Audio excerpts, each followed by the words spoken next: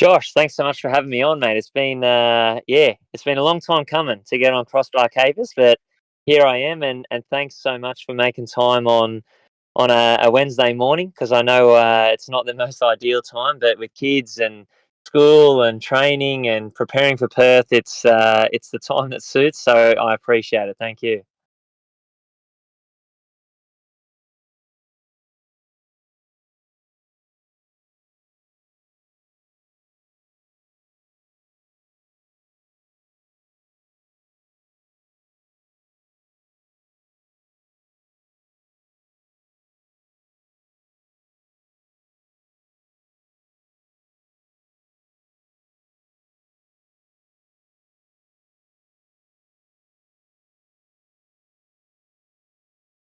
Yeah,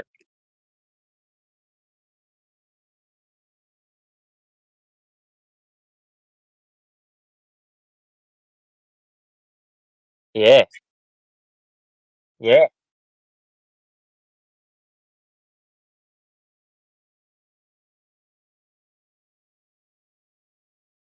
yes. I can still remember where that photo was taken too. It was taken. It was taken at Budgie down at the Central Coast. We had a friendly match down there, and yeah, it was one of those moments where it was one of my first sort of outings, I guess you could say, with the first team after I'd signed, and somebody from the supporter group said, "Can you hold this up? Let's get a photo." And sure enough, it's one of the first photos I have, I guess, that connects me as a professional player to the Newcastle fans and the faithful. And yeah, 2007, 2008, obviously what a great season to become a professional footballer for the Jets. So I think, most people know that, obviously, to win the A-League championship is extremely difficult. And for me to have that success in my first season, obviously is something I still haven't forgotten and will never, ever forget.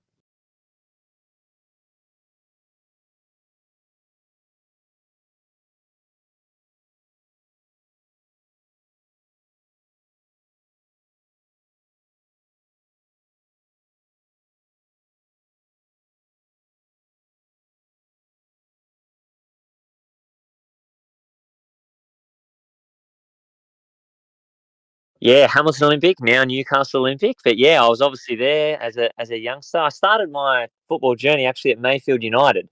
So Mayfield United, sort of all the way through till under 11s, I believe it was, where we had the Newcastle Port Stevens sort of select sort of development squad. It was called that would run for 2 years, and at the end of that, when I was in under 12s, the back end of under 12s, I joined Hamilton Olympic because I got to know some boys in that development squad that were at a strong football club, and they mentioned, I think you could come to our club and sort of play first grade. And initially that was sort of, oh, I might be able to take football a bit more seriously here and play first grade for Newcastle Olympic. And sure enough, that happened, within a few years. So I thought, okay, what's next? And then, you have the New South Wales Institute of Sport, you have young national team representation and all these little things that start to come into your radar. And you think, how can I take the next step and be involved in some of this? And sure enough, you just focus on performances. You try and keep as grounded as you can. You've got school, you've got your mates, and everything you have to juggle in a young person's life. And then there's always that one person that comes along and says, "No, you can actually have a career here if you really knuckle down and you work harder than most. You can have a career and jump from playing NPL football into professional football in the A leagues, and I think you've got the attributes to not only make an appearance but have a bit of a career." And that's where your mentality starts to shift from, okay, I'm going to have to make some sacrifices with mates, organise with school, times where I can do things a little bit differently because I want to train hard and I want to train in the morning with X, Y, Z, and you start to really invest your time into making it happen. And yeah, sure enough, for me it was 17 years old on scholarship and 18 years old first grade contract, Yep. professional contract with the Jets. And yeah, it's been a whirlwind journey up until the young age now of 34. Yeah, mate, still kicking around, still going, and honestly, hopefully many more to come. I think the biggest one is for me as well, looking through obviously your stats and where you've been and stuff like that. There's plenty of players I've spoken to. There's plenty of coaches as well that I've spoken to, and they talk about the AIS massively. Yep. As in, like, it was the best thing ever. If it wasn't for that, I probably wouldn't be here. You know what I mean? Because not all of us are in Canberra and get that opportunity. Yep. So you've got to sort of put yourself out there, be the best of the best, I guess, and get that opportunity to go down there. But for you, you were there for a little bit. How did that help you? Yeah, look, for me, the AIS was absolutely critical in my development. More so for the reason that it was something I initially missed out on. So for me, that was one of the first major setbacks I had in my young stage of my career, because when I went to the National Youth Championships with Northern New South Wales Football, they were already had some players on their radar to be selected into the AIS scholarship program. And back then, you knew that if you got an AIS scholarship, you were nearly a guarantee for the Australian under-20s, national team that would go to the Youth World Cup if you were good enough.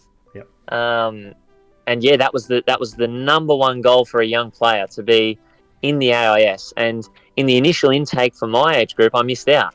Yep. So for me, all this, as I spoke about before, the chat I had with a few people that said I could have a career in football, it sort of all led to that moment, and I got the biggest rejection to date at that point.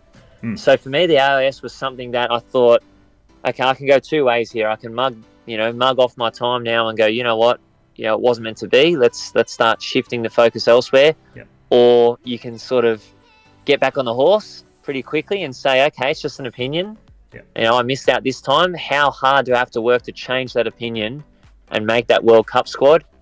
If it means that I can get back in the AIS squad, what needs to be done? Yep. And sure enough, that's exactly what happened in a pretty quick amount of time. I got back on the horse, worked extremely hard.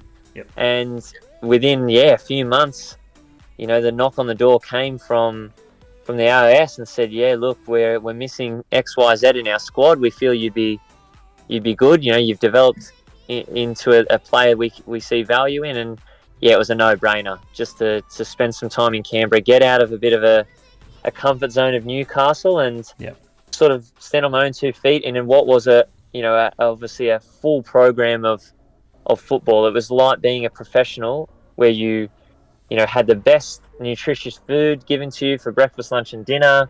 You had the best coaches, the best training for a young player at that time. And obviously you were prepared as best you could to make the World Cup squad, which ended up happening. So I feel like that was a critical period, spending time in Canberra at the AIS, in and around the national team, in my development. And obviously it made me a better player to then return to the Jets and continue my professional career.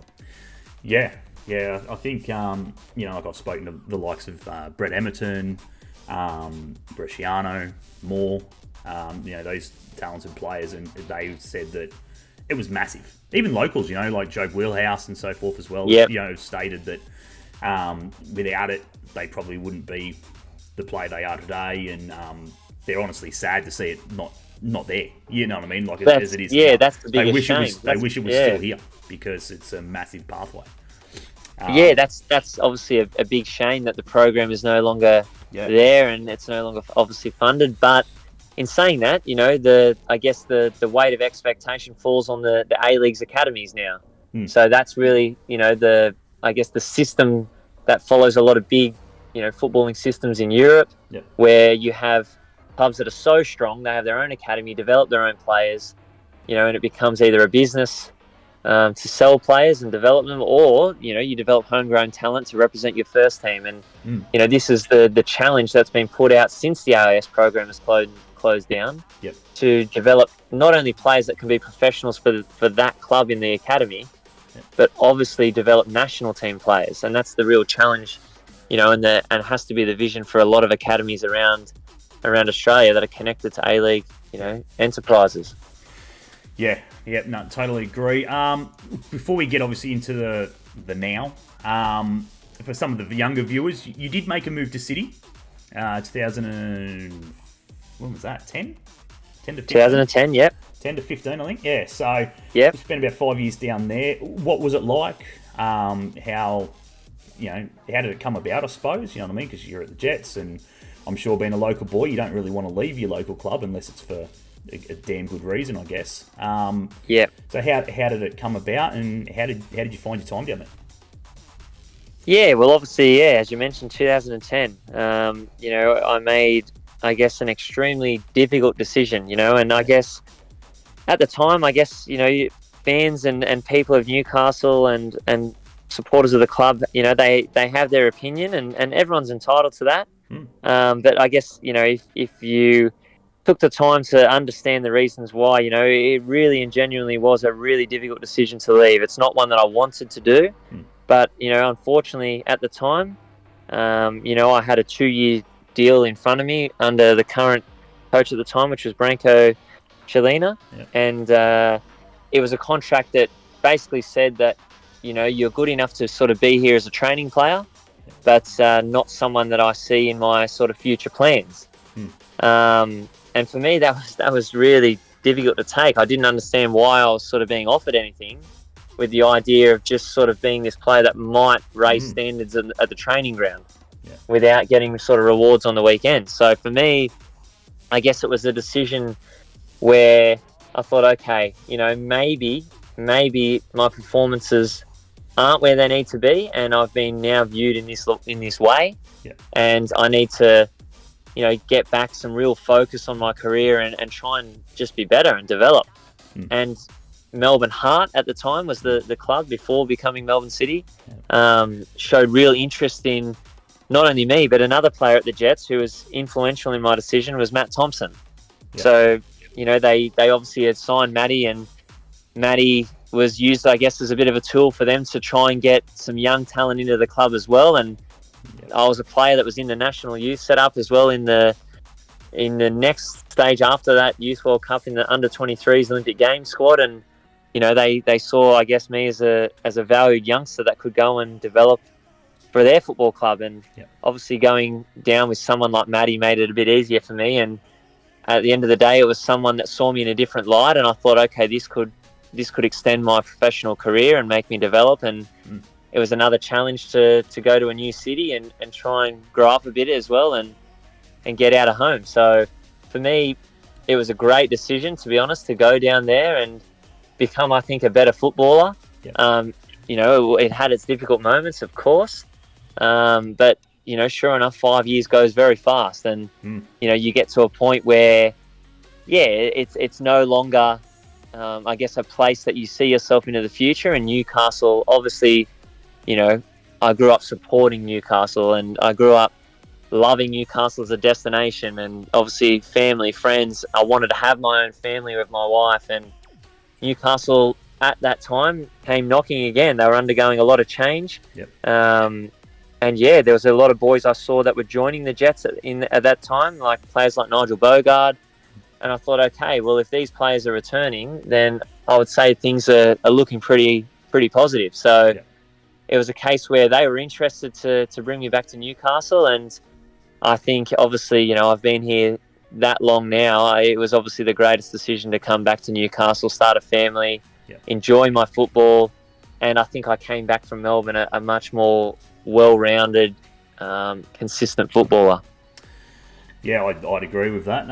There was a few good seasons down there in Melbourne, I guess, and some good goals as well from memory. A couple of good ones. That's right. Yeah, so look, it's as I said, as a fan, it's great to see local talent. It's what we want to see in our club. It's what we want to see in our team.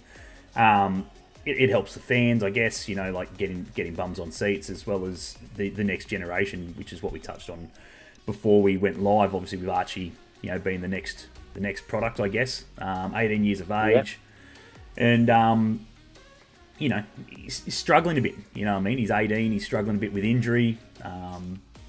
again, Rob was saying that, he's not 100%. I'm sure if you asked Archie, he'd play tomorrow.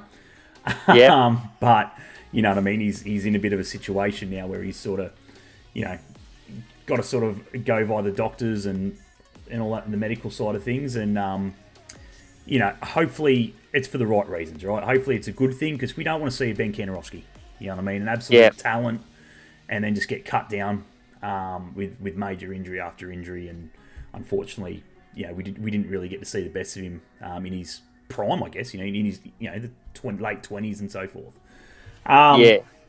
So we definitely don't want that. So I guess the senior blokes like yourself, it's good to have, and just sort of, I guess, just try and maybe ground Archie, as in, it's going to come, mate. It's going to come, and when it comes, it's you'll love life. So, but at the same time, I imagine it's got to be hard for him, right? He's got to be exactly. I mean, and you know what? Everyone has their challenges throughout their career at different stages as well. And for me, obviously, I'm not going to sugarcoat it at all. For me, playing for Newcastle it gives me so much pride to be a local boy that plays for my local professional team, being the Jets. That gives me an immense amount of pride. I know it does for my family as well.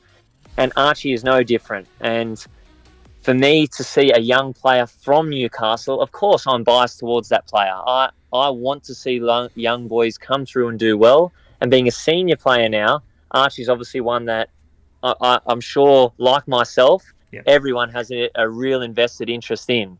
And the expectation on Archie is pretty high, because he's done that. He's raised that expectation because of his performances, which have been very good. So he's in a very good position. But unfortunately for Archie, he's going through his challenge right now, which is physically his body is letting him know that he's obviously done a lot of, work, and his body's been through a lot of load at a very young age. And he's at a point now where his body's just saying no for now. So he will get better. He will get better. He will sort himself out. He will go into rehab, and hopefully now he's had a few, minor things done with some different doctors, and it'll just rectify itself with time. I guess the disappointing thing is that Archie won't be there round one, which is disappointing for us all. And he offers extreme value to the football team and the football club and community. But I'm sure that he will get himself right, and we'll see hopefully the best of Archie at some point throughout this season. He does have a little bit of a journey ahead of him in rehab, but the good news is that he's on his feet, he's in football boots, and he's joining in little parts of the sessions already.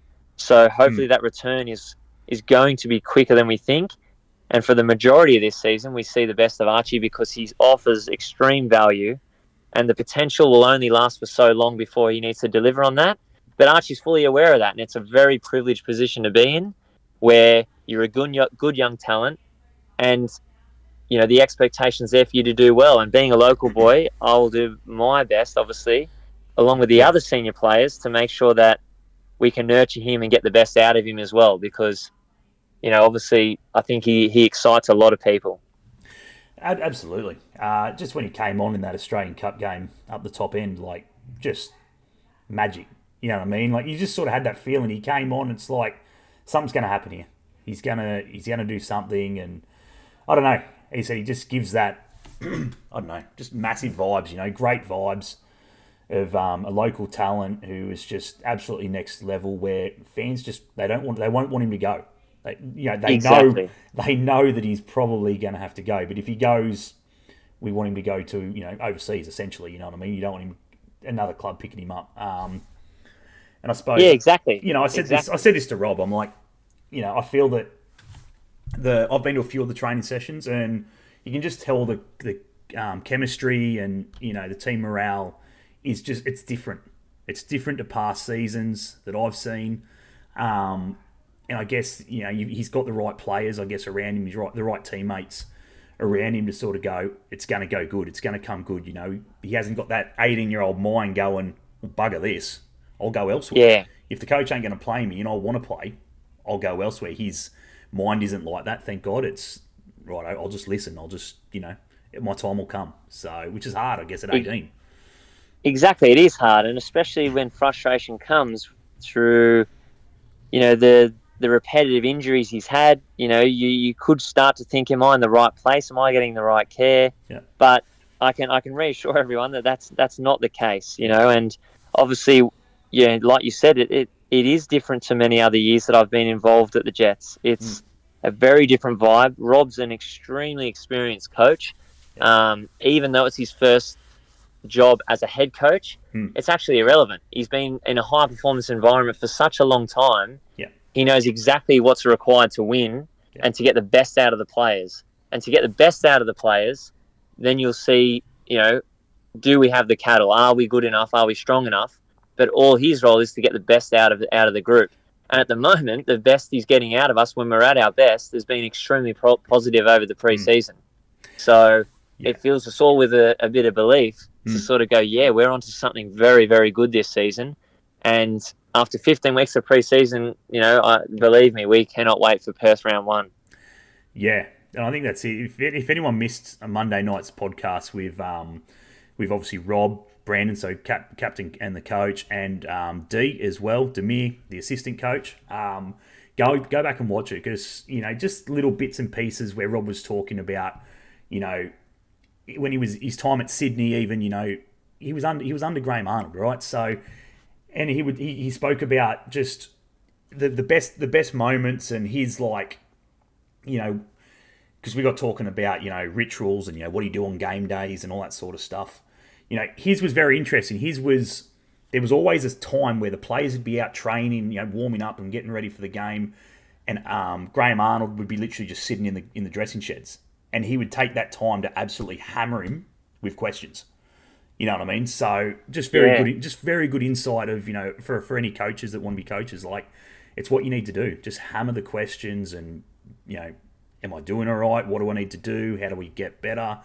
And that it was just it's good insight. So be sure to go back and watch that one as well. Obviously after this one, but we'll keep quickly moving on, mate. Obviously, as you said, we've seen the pre-season, the disappointment at home against Brisbane.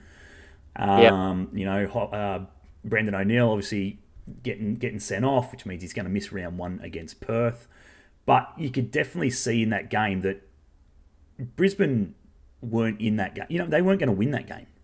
You know what I mean? They never looked like they were upsetting us for pretty well, until we got into extra time and ran out of legs. But for 90 minutes, we were well and truly in that game. We probably should have had something a bit more out of it. And for them to go to the final of the Australian Cup is, it's exciting to think that could have been us. If we didn't pick up the red card or whatever, things could have been a little bit different. How have you found the games that you guys have played? And I guess you've only got 2 injuries, right? You've got Archie and Piscopo. The only 2 guys that Rob said anyway, that are injured and that definitely won't play. Obviously, in Brandon being suspended, obviously in round 1, they won't play in round 1 at all. But everyone else is fair game. Everyone's hunting for spots. How have you found the games and I guess the tempo of the games? Yeah.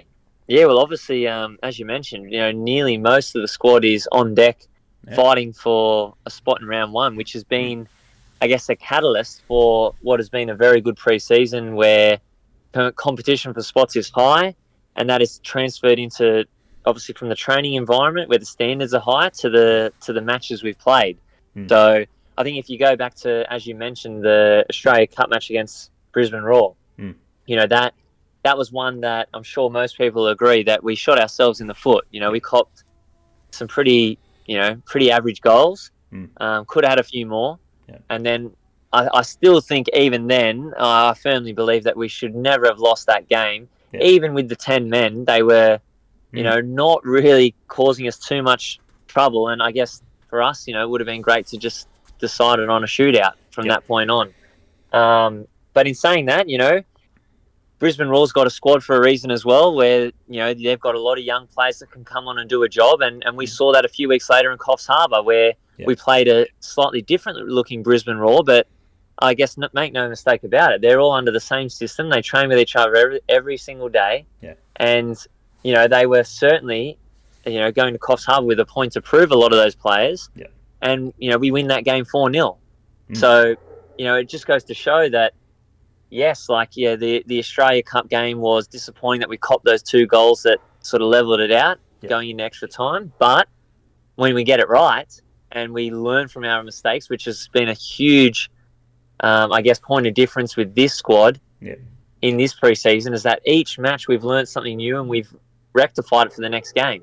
So that showed only a few weeks later, 4-0 win against a similar outfit. And then we've just sort of continued in from there, from the Coffs Harbour trip, where, we've played Macarthur, Western Sydney Wanderers now, and we've had some extremely good results. And I guess the real positive is that we've got a lot of different goal scorers, and the boys up top are scoring goals throughout the preseason. So we should go into round 1 extremely confident that we will score goals and, rectify those little margins of errors that are leading to some silly goals we've copped. And, I guess it's just, I don't know if you can tell, but I'm obviously excited, to be a part of what is like a vibrant environment at the moment, where I just firmly believe we're going to surprise a lot of people. Yeah, and I think, the pundits and all that have already started. I think they've written us off already, which, what's new. Good for them. Yeah. Well, it's the stock standard these days. Just it's not even a thought anymore. But when you look at conversation that I had on Monday with Rob and D, I guess D was saying that, because I asked him a question of virtually, is any team, like you've just sort of taken a step back, going, they're going all right, they're flying. And the only team he could say was Sydney. He said, we played Sydney, we got done 2-0, and he goes, you could just tell, it wasn't that they were better than us, but their structure on the day, he goes, was just like, they deserve that 2-0. So I guess, he was like, we're up there. He's like, we're expecting Sydney to compete, which I think any fan of the A-League or football in general would expect that. It's where they should be. So, if we're up and around them, I guess it's not a bad thing. You know what I mean? As you said, you learn from the loss in pre-season. That's the idea of it. And hopefully I can't even remember where we play them. I think I don't think we play them for a while, to be fair. I think it's not till rounds, a third of the way through or something. Yeah, but round 13. I think, had a quick glance. Yeah, but I think that's a fair assessment, obviously from the boss, because I think in saying that as well, though, I also think that from our own perspective, when we played Sydney in that friendly in pre-season, that was one of our flattest days. Yeah. So we had a pretty solid week leading into that, where we wanted to play under a bit of fatigue, and what better team to play when you're going to be really backs against the wall in Sydney, who are quite fresh. From all reports from there, and they were quite fresh leading into that one. And in saying that, we had chance after chance to go ahead. And when you don't do that, good teams punish you. And that's what happened that day. So I think even though that was one where we went, you know what, we were second best today, we were pretty honest about it, which is also, I think, a very good quality to have when you can reflect pretty honestly. But also look at it and put everything in perspective and go, that'll be a different prospect come season. When things are a bit more evened out, and obviously we'll learn from that and we'll prepare, I think, and we'll be a lot fresher for a start. But we'll prepare in a different way. And obviously no one knows Sydney and their style that have implemented, over a long term better than Rob. So I think that we'll be very prepared for teams like Sydney and the teams that will sort of be at the top end. And so far there hasn't been, many games where I've thought we are second best. I've thought we've been, for the majority of matches in pre-season, we've been the better team. Yeah, which is great. Which is what it's got to be exciting for you as much as the fans as well. If you guys are excited, and you guys are as everyone here can sort of they can feel it in your voice. You're excited, you're keen, you just want to get to Perth and get the game underway and so forth. Which is fantastic. It's what we want. We always want to see the boys succeed, and the girls, I guess. Coast beating the Coast round 1 last week, which is fantastic. Great start for them. Exactly.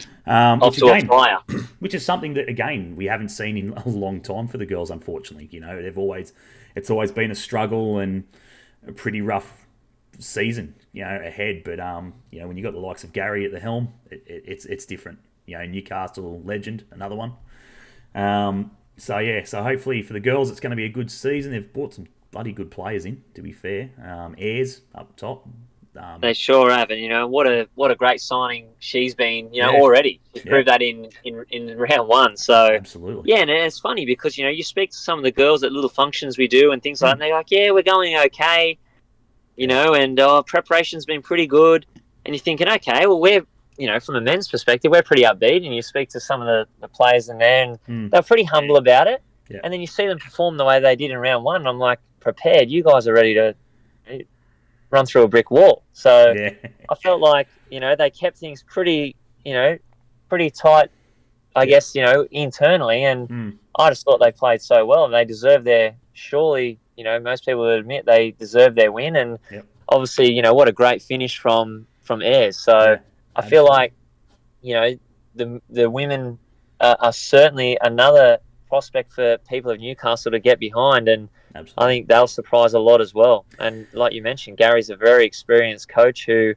knows how to get results, and I think he's excited by what he sees, within their camp. Yeah, I think you can definitely tell that just by the amount of girls that left. The ones that have been around for a little bit. No disrespect to them, they've done a job. But this is definitely, you can tell this is his side. He's definitely handpicked this side and got in the players that he wants, and it's proven round one and a few of the trials that they've had as well, that it's definitely his squad, and he's excited. He's keen, and the results obviously showed that on the weekend. That's right. Yeah, big. And again, the crowd. Good numbers down there as well for the Jets supporter group to get down there and support the girls as well. We're going to wrap it up slowly. So there's a couple of questions in here that I'm going to the chat has put in here. We'll rattle these couple off, guys, and then there's a couple of quick ones to end the podcast. No worries. As a senior player in the squad now, how have you changed the way you approach and implement training to keep your body moving and ready to come on and still be able to play at the A-League level?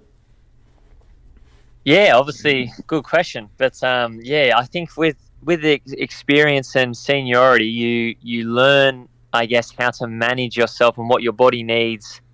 If we say we play on the weekends, from Monday to Friday, you learn what your body needs from rest, nutrition, training load.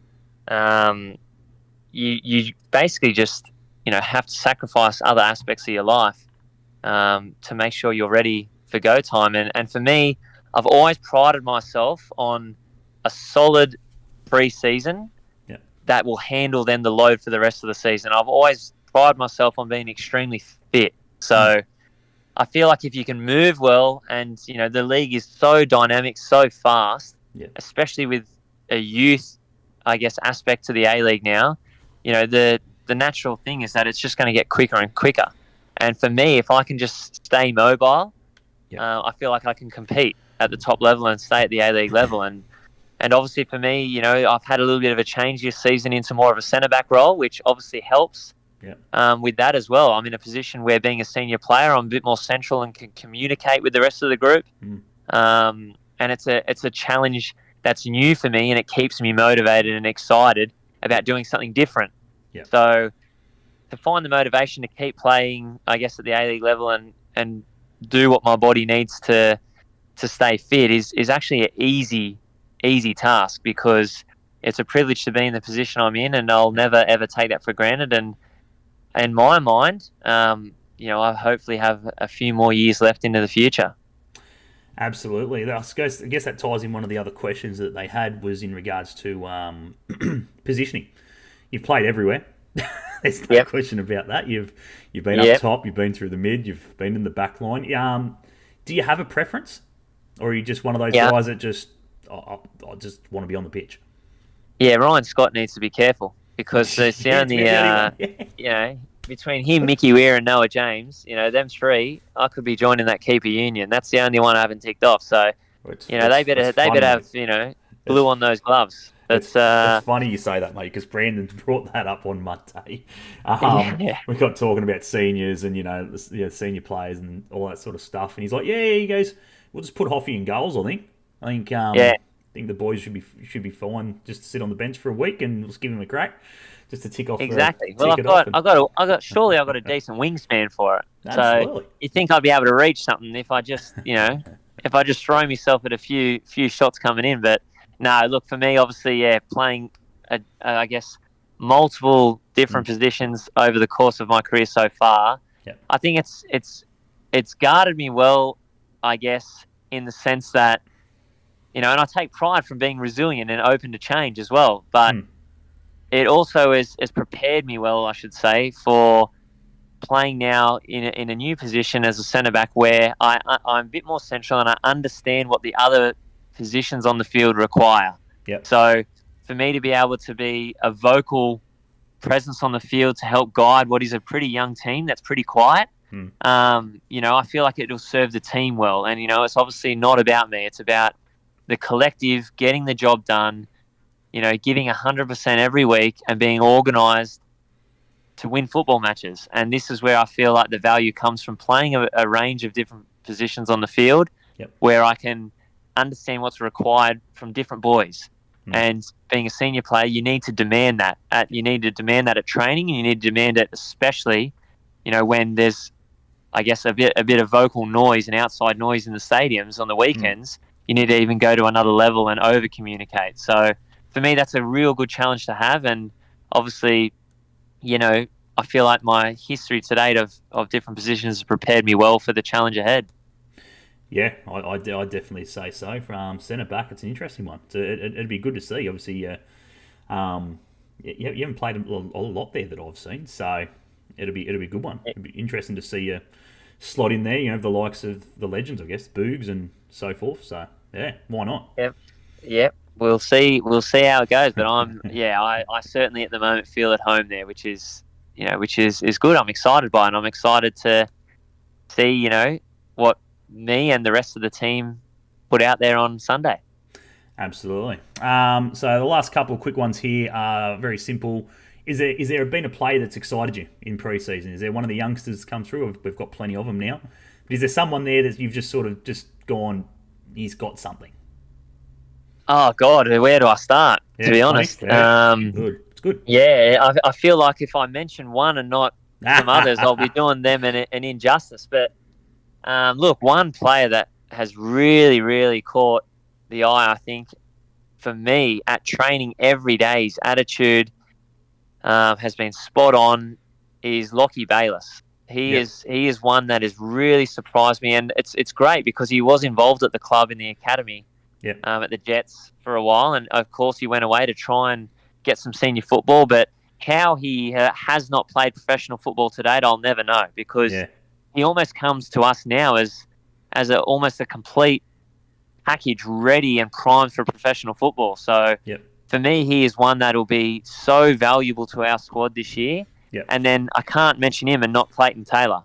When Clayton Taylor is just so raw and so powerful in the way he plays, you just want to harness that natural ability and not overcoach him too much and just let him do his thing, because his instincts for the game are so good.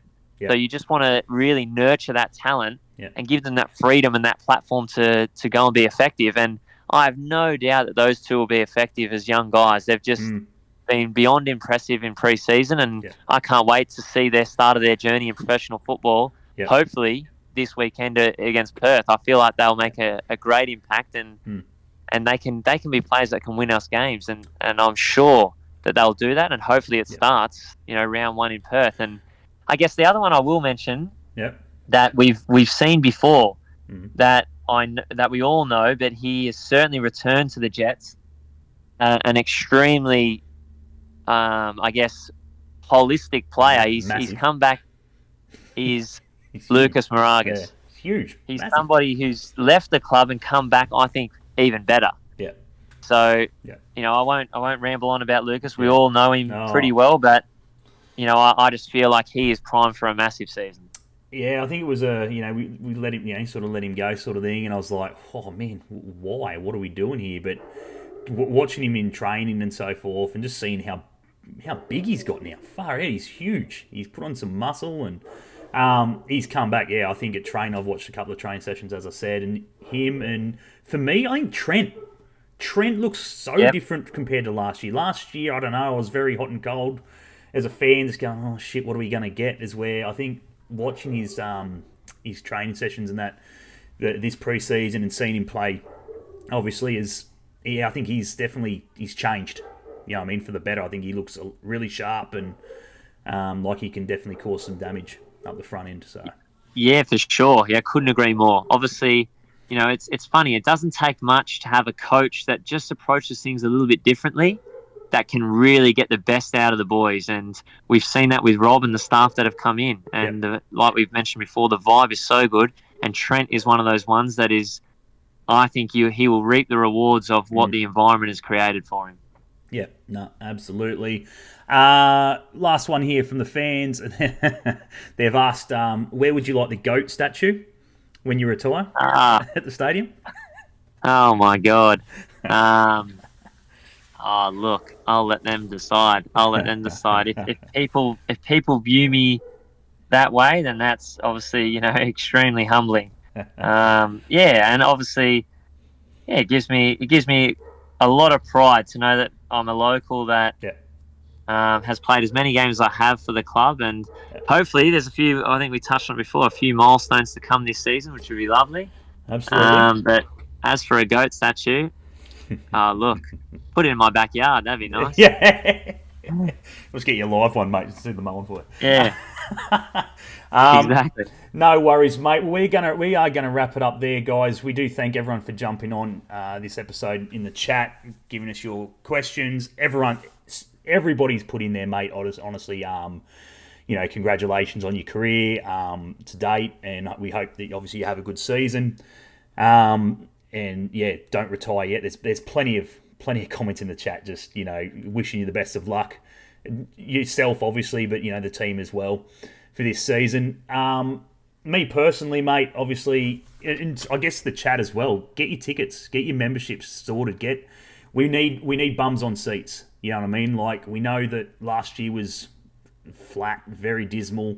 Terrace Nova Castra, as I touched on Monday night, was non-existent for a lot of reasons. But you know, we need everyone in the bay to sort that out. You know what I mean? So, regardless of whether it's for 5 minutes, you know what I mean, I'm going to try and speak to Shane and so forth about maybe, I don't know, doing something, maybe doing doing Never Tear Us Apart maybe a little bit earlier, to maybe try and just get as many people into the bay just for that bit, and then they can go off and sit.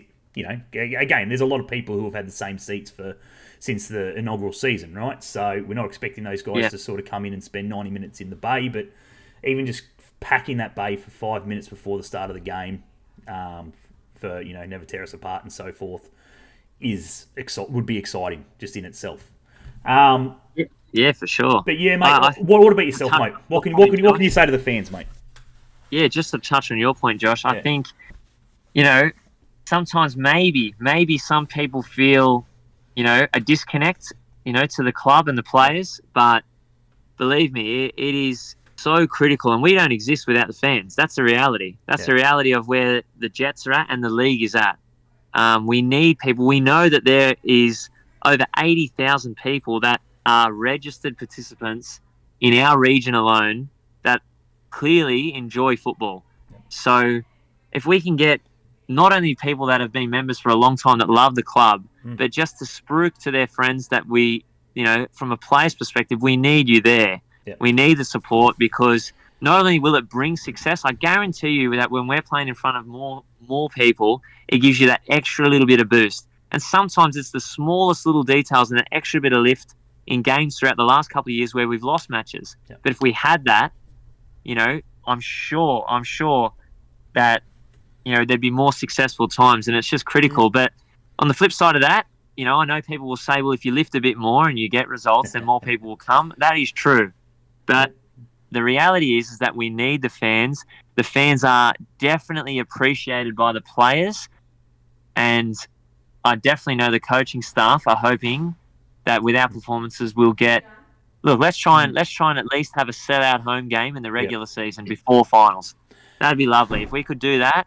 Be in red hot form, then you know that with a full energy, I was going to say Energy Australia, full McDonald Jones Stadium, you know that, we can definitely bring success to the club. And yeah, I'm just beyond excited about, the team and what we can produce this year. But, the fans, you guys are absolutely critical.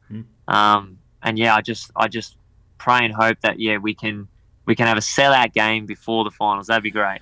Absolutely. There's no reason why they can't. There's plenty of double headers coming up. The Women's World Cup being and gone, and the numbers they're getting for the women's games as well. Those double headers are crucial. There's no reason why we can't sell that out. And so many family-friendly times as well this season, which is fantastic. And I think the other one is just how affordable it is. I know times are tough. There's no question about that with everything going up, but I think I'm $27 a month, I think, and that's for me, the wife, and the 2 kids. Kids go free, so you're essentially only buying for the adult.